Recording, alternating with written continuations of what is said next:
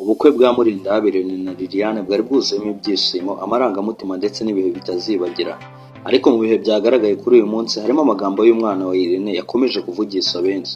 Ni amagambo make ariko yuzuyemo urukundo, ibyishimo ndetse n'umugisha ku muryango mushya. Uyu mwana ubwo yari ari imbere y'abantu bari bitabiriye umuhango udasanzwe, yifurije ababyeyi be urugo rwiza ndetse anasengera n'abantu bari baje kubashyigikira. Amagambo y'umwana yakoze ku mitima ya benshi. Mu gihe ubukwe bwari bukomeje, umwana wa Irene yafashe ijambo avuga amagambo agaragaza ko nawe yari afite ibyishimo bikomeye kubera uyu munsi.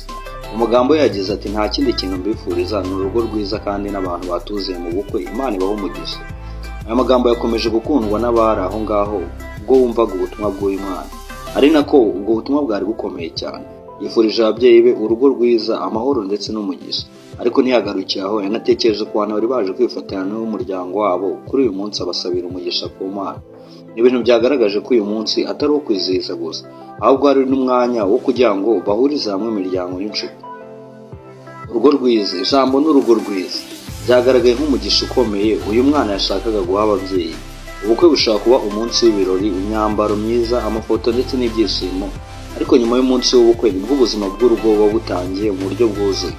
Niyo mpamvu kuba umwana yanifurije ababyeyi be urugo rwiza byagaragaje icyifuzo cyo kubona umuryango we ukomeye kandi ukabana neza mu rukundo no mu mahoro. Kandi iyo ndamutso y'umwana ishobora kuba imwe mu bihe byiza byaranze uyu munsi. Yanibutsa abari bateraniye aho ngaho batashye ubukwe bw'ababyeyi be.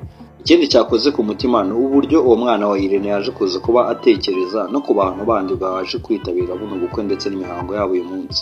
Kandi n'abantu batuzuye mu bukwe, Imana ibahe umugisha. Ibi byagaragaje ko yamenye uruhare rw'abashyitsi bari baje kwifatanya n'umuryango.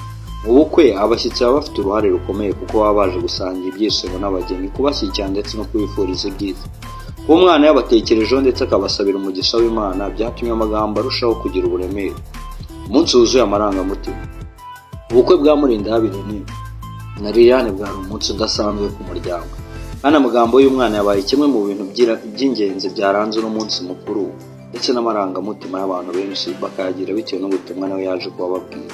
Hari igihe abantu bakuru bavuga amagambo menshi mu bukwe, ariko rimwe na rimwe amagambo make avuzwe n'umwana ashobora gukora ku mutima kurusha amagambo menshi y'abantu.